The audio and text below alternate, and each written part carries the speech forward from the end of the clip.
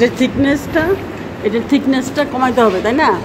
আমাদের যদি ট্যাপার করতে চাই তাহলে আমাদের এইখানে আছে 3 mm। এই পাইপটার আছে একটা 1/2 ইঞ্চি ডায়ার পাইপ, এবং এইখানে যে থিকনেসটা আছে এটা আছে 3 mm।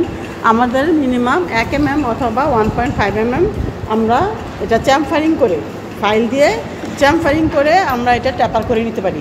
আমরা এখানে যে ফাইলটা ইউজ করতেছি দেখি, এটা হচ্ছে একটা ফ্ল্যাট ফাইল।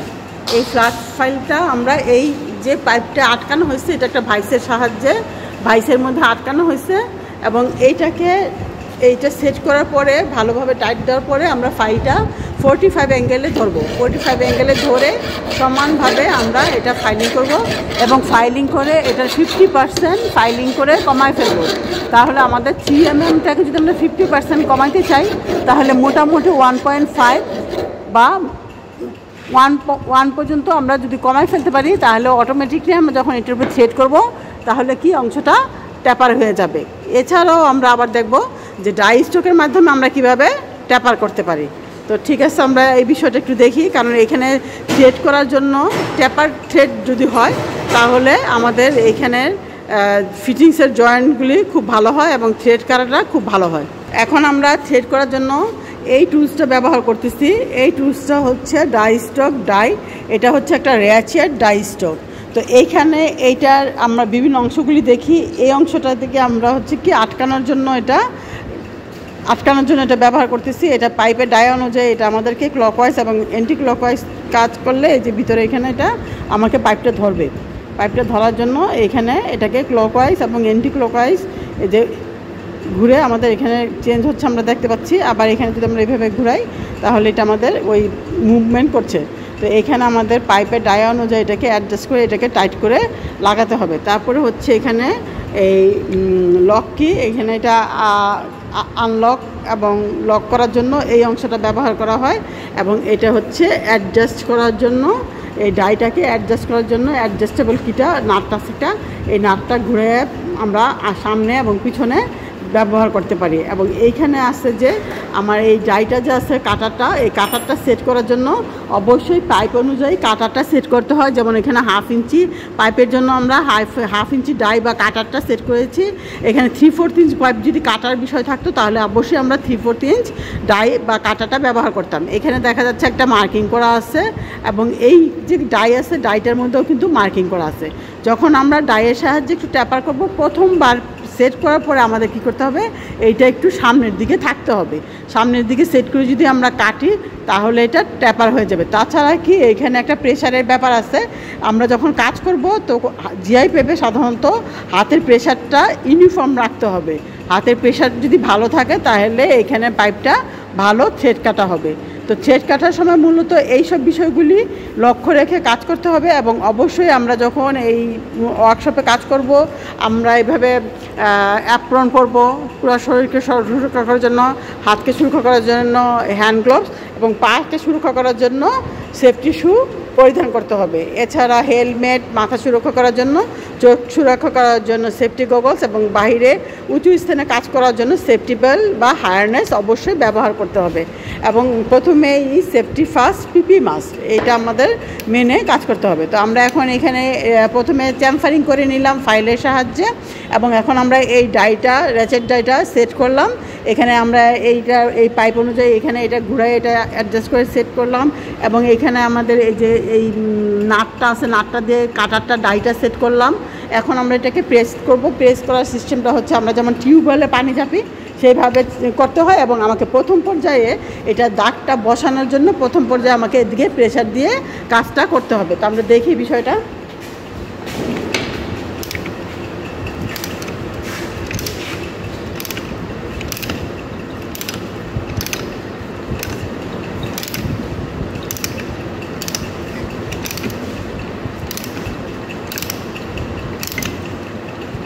তো এইখানে যখন আমার এটা ব্যবহার করা হবে আমরা ফিল করব এখানে একটু টাইট হয়ে আসছে, তখন অবশ্যই আমাদেরকে অয়েল ক্যানের সাহায্যে অয়েলিং করে নিতে হবে। একটু অয়েলিং করে নিলে আমাদেরকে এখানে স্মুথলি কাজ করা যাবে এবং এখানে দাঁতগুলি ভালোভাবে থ্রেডগুলো ভালোভাবে কাটবে এবং এখানে থ্রেডগুলি ভেঙে যাওয়ার সম্ভাবনা থাকবে না। এখানে প্রশ্ন করা হয় যে ডাই স্টক দিয়ে বা রেচেট দিয়ে কাজ করার সময় অয়েল কেন ব্যবহার করা হয়, কারণ এখানে ঘর্ষণের ফলে একটা তাপ উৎপন্ন হয় এবং থ্রেডগুলি ভেঙে যেতে পারে। স্মুথলি কাজ করার জন্য অয়েলটা ব্যবহার করা হয়। অয়েল ব্যবহার করার জন্য লুব্রিকেন্ট, বিভিন্ন ধরনের লুব্রিকেন্ট ব্যবহার করা হয় এবং অয়েলটা ব্যবহার করার জন্য অয়েল ক্যান ব্যবহার করা হয়। এই যে আমি কতগুলি বিষয় বললাম, এই প্রত্যেকটা বিষয় থেকে কিন্তু ওরালে এবং রিটেনে প্রশ্ন আসতে পারে।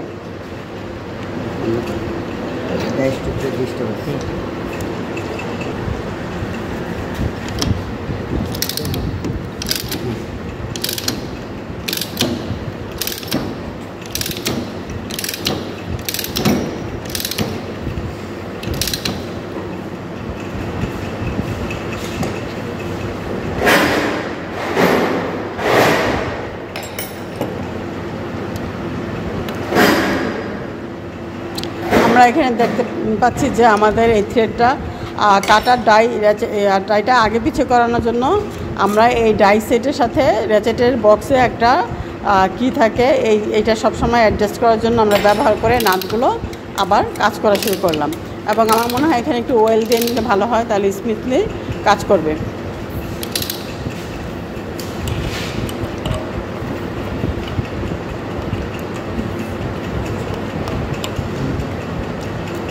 এখন অয়েলটা দেওয়ার বিষয়টা একটু দেখাই দিই।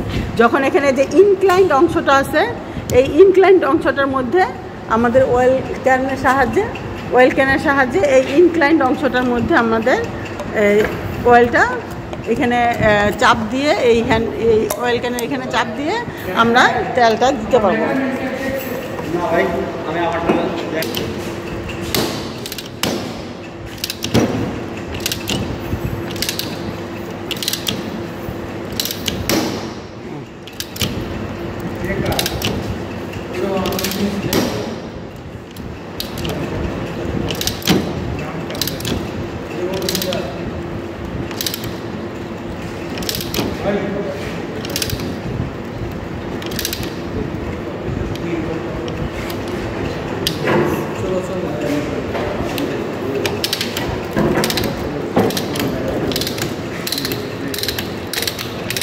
এখানে আমরা খোলার জন্য এই যে কিটা আছে, এই কিটাকে চেঞ্জ করলাম এবং এটা ঘোরানো হচ্ছে এবং এখানে আমাদের এটা লুজ করে আমরা এখন এই ডাইটা খুলে ফেলব। খোলার পরে দেখলাম যে আমাদের এখানে থ্রেড করা হয়েছে। আমরা যখন থ্রেড করব অবশ্যই হাতের কাছে একটা ওয়্যার ব্রাশ এবং একটা ফিটিংস রাখবো। ওয়্যার ব্রাশ দিয়ে এটা যে চিপসগুলো আছে সেই চিপসগুলো আমরা পরিষ্কার করব এবং পরিষ্কার করার পরে আমরা ফিটিংস দিয়ে দেখবো যে আমার থ্রেডটা কেমন কাটা হয়েছে। যদি প্রয়োজনে যদি এটা ঠিকভাবে না হয় তাহলে কিন্তু এখানে আমরা র্যাচেটটা আবার অ্যাডজাস্ট করতে পারি। এইটাই র্যাচেটের সুবিধা। আর সলিড ডাইটা হচ্ছে যে একবার কেটে আসলে সেটা আর সেট করা যায় না, কিন্তু র্যাচেটের ক্ষেত্রে হচ্ছে যে আমরা একবার যদি ভালোভাবে না কাটে তাহলে আবার আমরা অ্যাডজাস্ট করতে পারি। তো আমাদের কাজের সময়টা বাঁচানোর জন্য সবচেয়ে ভালো হলো যে আমার এখানে আমি কি করলাম, প্রথমটা পাইপটা কাটলাম, তারপরে ফাইলিং করলাম, তারপর আমার থ্রেডটা করলাম। এখন এখানে আমি থ্রেড টেপটা পেঁচায় ফেলবো। থ্রেড টেপটা দিয়ে আমি সিল করে পরে আমরা একটা ফিটিংস লাগাবো, তাহলে কি আমার একসাথে সময়টা কম লাগলো। এখানে থ্রেডটা লাগানোর সময় আমাদের একটা বিষয় আছে, যখন আমরা থ্রেডটা ধরবো এইখান থেকে যখন থাকবে থ্রেডের এটা অপোজিট সাইডটা আমরা দিব, যেভাবে আমাদের ছিল তার অপোজিট সাইডটা এখানে বাইসে থাকার পরেই আমরা কাজটা করি, তাহলে আমাদের কাজ করতে সুবিধা হবে। তাহলে আমার কি একবার ভাইস থেকে পাইপটা খোলা আবার লাগানো সময় যাবে না। তার জন্য যখনই আমি আরেকটু সামনে আগাই দিই, এই যে একটা বিষয় কি আমি পাইপটা কাটতেছি, আবার কি পাইপটা খুলে ফেলবো, আবার ফাইলিং করতেছি, তাহলে খুলে ফেলবো, আবার আমরা থ্রেড করতেছি, তাহলে কি 3 বার খোলা বন্ধতে আমাদের সময়টা বেশি লাগবে। আমাদের থ্রেড করা হচ্ছে এইখানেই আমরা থ্রেড টেপটা পেঁচাবো, তাহলে কি আমার সময়টা কম লাগবে। কারণ আপনাকে আবার হাতে নিয়ে করে যদি করেন তাহলে তো আবার আপনাকে এটা লাগায় ফিটিংসটা লাগাইতে হবে। তার জন্য আমরা একবার সেট করলে এটা বারবার খুলবো না, কারণ আমাদের সময়ের এখানে আমি সবসময় বলি যেটা যে এই অংশটা একটু বাড়তি রাখতে হবে, বাড়তি রেখে এটা এমনভাবে বসাতে হবে যেন এখানে এই অংশগুলো এইভাবে বসে যায়। বসে গেলে কি কোনো গ্যাপ থাকবে না এবং এটা খুলে যাওয়ার কোনো সম্ভাবনা থাকবে না, লিক হওয়ার কোনো সম্ভাবনা থাকবে না। একটু চেপে চেপে ধরে ধরে বসাতে হবে। এখানে সাধারণত আমরা 7টা থেকে 8টা প্যাচ দিতে বলি, কারণ অতিরিক্ত থ্রেড টেপ পেঁচালে আবার কি ফিটিংসটা ভালোভাবে ঢুকতে চায় না, কারণ এটা থিকনেস তো বেড়ে যায়। থিকনেস বেড়ে যাওয়ার কারণে আমরা এতটা দিব না। তবে আমার যেন রিস্ক না নেওয়ার জন্য আমরা প্রয়োজন যতটুকু হয় তার চেয়ে আরও 2-4টা বেশি দিয়ে রাখবো। কিন্তু যদি আমরা এইভাবে চেপে চেপে দেই তাহলে এখানে অনেক সময় 15-16টা দিলেও থিকনেসটা বাড়বে না। কিন্তু যদি আপনি লুজ করে করেন তাহলে কি এটা থিকনেসটা বেড়ে যায় এবং ভিতরে বাতাস থাকে, গ্যাপ থাকে, তখন আর জয়েন্টটা ভালোভাবে হয় না। তাহলে আমরা এখন একটা এলবো জয়েন্ট করি এখানে।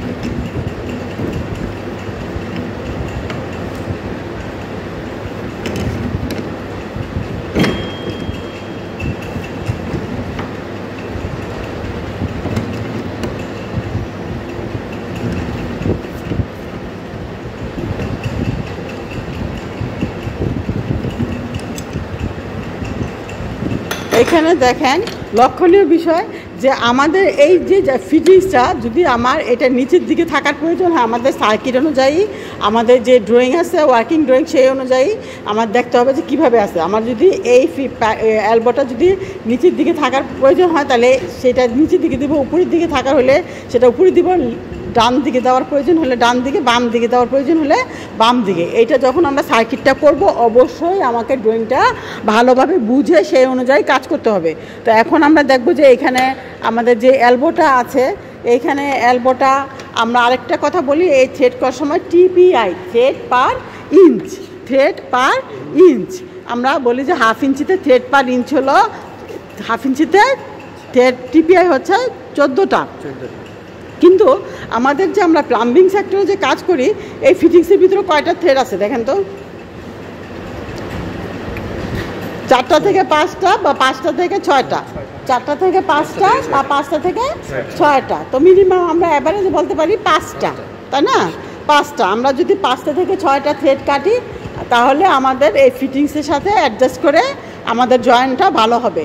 যদি অতিরিক্ত থ্রেড করা হয় তাহলে কি লিকেজের সম্ভাবনা থাকবে, ওইখানে মরিচে পড়ার সম্ভাবনা থাকবে, জয়েন্ট দুর্বল হয়ে যাবে। ঠিক আছে? তাহলে আমাদের এখানে দেখেন কতগুলি প্রশ্ন করলাম, এখানে যে আলোচনাটা করলাম এখান থেকে অনেকগুলি প্রশ্ন আছে। আরেকটা বিষয় হচ্ছে ফিটিংস অ্যালাউন্স, তাই না? এই যে দেখেন এখানে যে ফিটিংসটা আছে, এই ফিটিংসটা আছে 4টা থেকে 5টা। এখন যদি আমরা এটা মেজারমেন্ট করি দেখা যাবে যে 12.5 অথবা 13 mm এতটুকু আছে, তাই না? তাহলে এই যে আমাদের যখন মেজারমেন্টটা হয় তখন হয় কিসে থেকে, এই সেন্টার থেকে, সেন্টার টু সেন্টার। তাহলে আমার তো এখানে 12.5 যাবে, তাহলে এইখানে কি অ্যালাউন্স আরও আমরা 12.5 ধরে নিচ্ছি।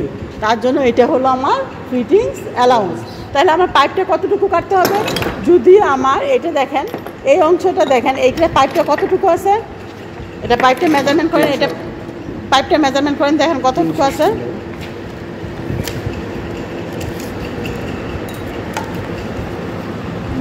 275 300 ছিল। তাহলে আমার এখানে যখন আমি সেন্টার টু সেন্টার করবো দেখেন 275 আছে, তাই না? 275 আছে। তাহলে সেন্টার টু সেন্টার যখন করবো তখন কত হয়ে যাবে? 300 হয়ে যাবে। তাহলে আমরা দুই পাশে দুটো এলবো লাগাই, দুইটা এলবো লাগাই আমরা দেখি জিনিসটা। তাহলে ফিটিংস অ্যালাউন্সের জিনিসটা বিষয়টা আমরা বুঝতে পারলাম।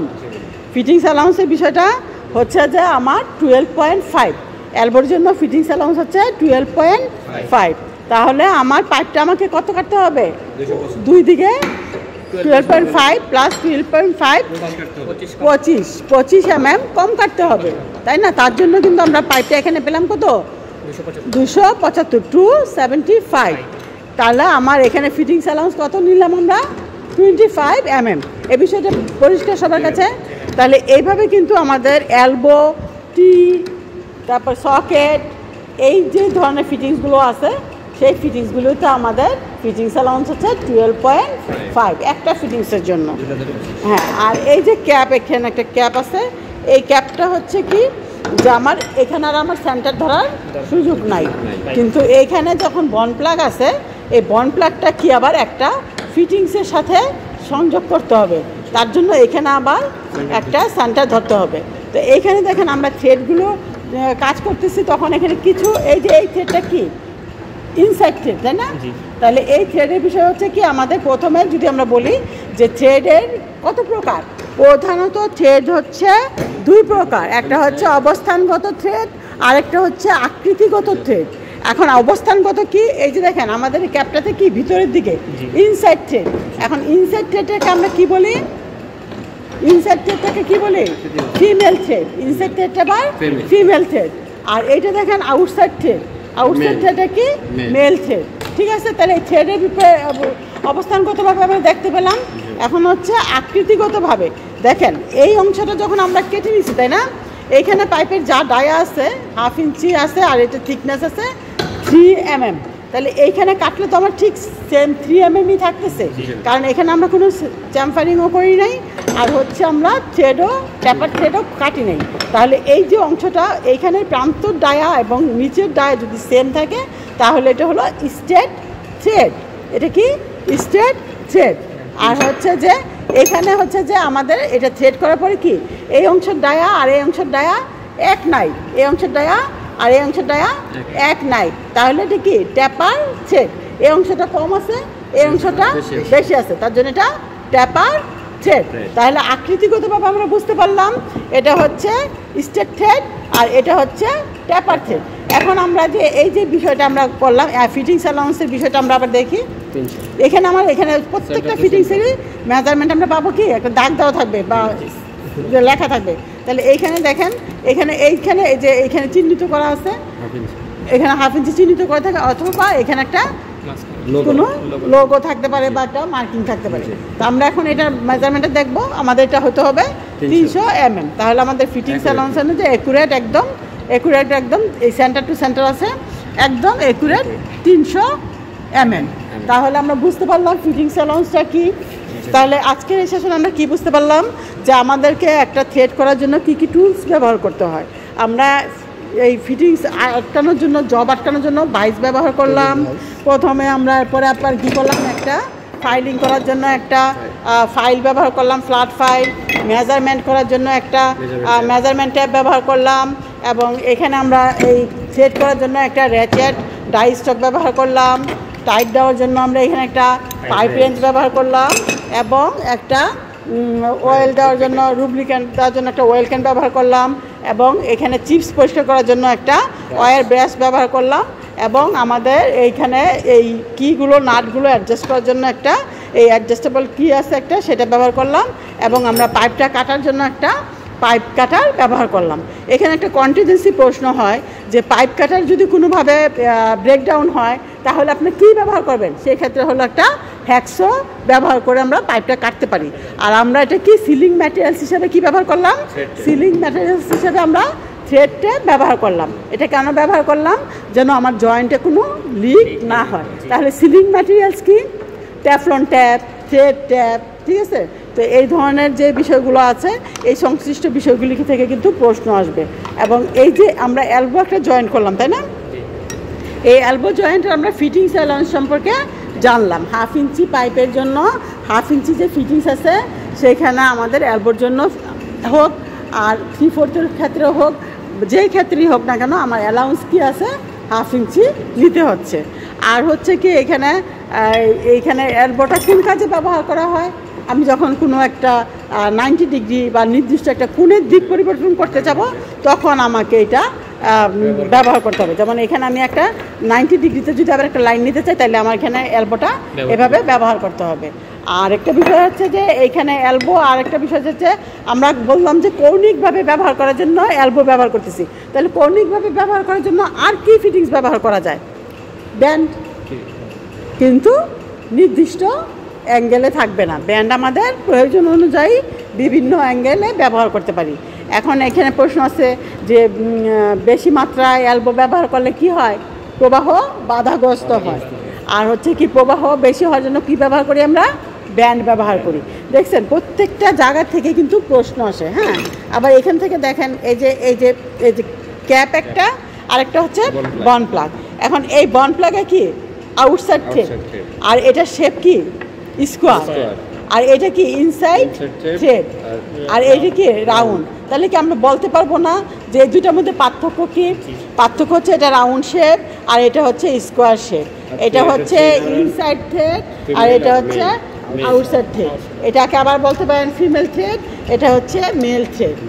আর হচ্ছে এগুলি হচ্ছে কি, এগুলি হচ্ছে পার্থক্য। আরেকটা পার্থক্য হচ্ছে এই ক্যাপ জয়েন করার জন্য শুধু আমরা এভাবে লাগাই দিতে পারবো, তাই না, এভাবে দিতে পারবো।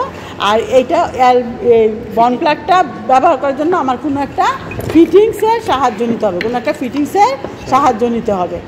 এইগুলো হচ্ছে পার্থক্য। এখন বলে আমি এটা সাদৃশ্য কি, মিল কি? মিল হচ্ছে যে এই ক্যাপের মাধ্যমে আমি একটা পাইপ, একটা প্রবাহ, একটা পাইপের সাপ্লাই লাইনকে সাময়িকভাবে বন্ধ করতে পারবো। ক্যাপ কি আমরা মাথায় সারাক্ষণ দিতে পারি? এভাবে মনে রাখবেন, ক্যাপ হলো আমরা সারাক্ষণ মাথায় দিয়ে রাখতে পারি না। তাহলে ক্যাপটা হচ্ছে সাময়িক পানি প্রবাহ লাইন বন্ধ রাখার জন্য ক্যাপটা ব্যবহার করা হয়। আর হচ্ছে যখন স্থায়ীভাবে কোথাও পাইপ কানেকশন বন্ধ করার প্রয়োজন হয় সেই ক্ষেত্রে প্লাগটা ব্যবহার করা হয়। আর প্লাগটার জন্য আমরা একটা সকেট বা কোনো একটা ফিটিংস ব্যবহার করতে পারি। এইটা যে খুলে আবার পরবর্তী পর্যায়ে কাজ করা যাবে তা না, এটাও খুলে পরবর্তী পর্যায়ে কাজ করা যাবে। তাহলে সাদৃশ্য হলো পানি প্রবাহ লাইনকে বন্ধ রাখার জন্য। আর এই ক্যাপ এবং বন প্লাগ ব্যবহার করা হয়। এটাকে আবার এন্ড ক্যাপও বলে, এটাকে শুধু প্লাগ বা বন প্লাগও বলে। ঠিক আছে, তো মোটামুটি বিষয়গুলি বুঝতে পারছেন। আর এইখানে দেখেন আমরা দেখি যে একটা টি এর ভিতরে থ্রেড করা আছে, তাই না? টি এর তিনটা মাথা, তিন দিকে সমানভাবে প্রবাহ লাইন দেওয়ার জন্য আমাদেরকে টি ব্যবহার করা হয়, এবং চারদিকে সমানভাবে লাইন দেওয়ার জন্য আমাদেরকে ক্রস ব্যবহার করা হয়। এরপর কি আছে, এই যে কিছু আছে নিয়ন্ত্রক ফিটিংস, তাই না, কন্ট্রোলিং ডিভাইস। এটা হচ্ছে কি ওপেন স্টপ কক। এই ওপেন স্টপ ককটা কি শাওয়ার লাইনে ব্যবহার করা হয়। শাওয়ারের লাইনে এটা প্রশ্ন থাকে, শাওয়ারের লাইনে কি ব্যবহার করা হয়? শাওয়ারের লাইনে ওপেন স্টপ কক ব্যবহার করা হয়। তারপরে এটা কি একটা বল ভাল্ব, তাই না? এখানে একটা কি মুভমেন্ট করলে একটা বলের মতন হয়, তার জন্য এটা বল ভাল্ব। এটা কি একটা পানি নিয়ন্ত্রক ডিভাইস, কন্ট্রোলিং ডিভাইস। তাহলে এই ধরনের ডিভাইস আমাদের সব কিছু আছে। তার মধ্যে আবার ক্লাসিফিকেশন আছে। কিছু আমরা কিছু ফিটিংস থেকে সরাসরি পানি পাই, কিছু আমাদের প্রবাহটাকে নিয়ন্ত্রণ করে, কিছু আমার সংযোগ দেওয়ার কাজে ব্যবহার করা হয়। তো এইভাবে আমরা এই ফিটিংসগুলি ব্যবহার করি। আর হচ্ছে আমাদের পাইপ হচ্ছে কি বিভিন্ন যে নলাকার গোলাকার, এটা কি নলাকার গোলাকার আবদ্ধ তো উপাদানের মাধ্যমে তরল বা গ্যাসীয় পদার্থ এক স্থান থেকে অন্য স্থানে নেওয়ার জন্য যে মাধ্যমটা ব্যবহার করা হয় সেটা হচ্ছে পাইপ। পাইপটা কি আবার প্রধানত দুই ভাগে ভাগ করা যায়, একটা হচ্ছে ম্যাটেরিয়ালস অনুযায়ী, আরেকটা হচ্ছে তার কাজের উপর ভিত্তি করে। তো এই বিষয়গুলো আমরা বিস্তারিত আলোচনা করেছি। তো এটা যেমন পিভিসি থ্রেড পাইপ, এটা হচ্ছে জিআই পাইপ। এগুলির আবার অ্যাব্রিভিয়েশনগুলি ভালো করে জানা রাখতে হবে, কারণ এগুলি বিভিন্ন চাকরি ক্ষেত্রে বা পরীক্ষার জন্য, অ্যাসেসমেন্টের জন্য এখান থেকে প্রশ্ন আসে। যেমন পলিভিনাইল ক্লোরাইড পাইপ, এটা হচ্ছে গ্যালভানাইজড আয়রন পাইপ। আর এটা কি জং প্রতিরোধ করার জন্য এখানে কি দস্তা বা জিঙ্কের প্রলাপ দেওয়া থাকে। তা এই যে সেশনটাতে যতগুলি কথা বললাম, এটা খুবই গুরুত্বপূর্ণ একটা সেশন। এখান থেকে মোটামুটি বিষয়গুলি বুঝতে পারলে এবং সেই অনুযায়ী চর্চা করলে আমাদের সবগুলো জয়েন্টের লিক ছাড়া আমরা সুন্দরভাবে করতে পারবো। এবং যে কোনো চাকরির পরীক্ষা বলেন আর অ্যাসেসমেন্টের বলেন, আমরা এখানে যে লিখিত পরীক্ষা এবং ওরাল অ্যাসেসমেন্টের যে প্রশ্নগুলি জিজ্ঞেস করবে সেই বিষয়গুলি আমরা জানতে পারবো। তো বিস্তারিত বিষয়গুলি জানার জন্য এই ভিডিওগুলো দেখবেন। আমাদের এই ভিডিও ইউটিউব চ্যানেলে প্রত্যেকটা বিষয় বিস্তারিত ব্যাখ্যা আছে এবং আলোচনা আছে। আশা করি এখান থেকে আপনাদের উপকার পেতে পারেন। ধন্যবাদ আমাদের সাথে থাকার জন্য।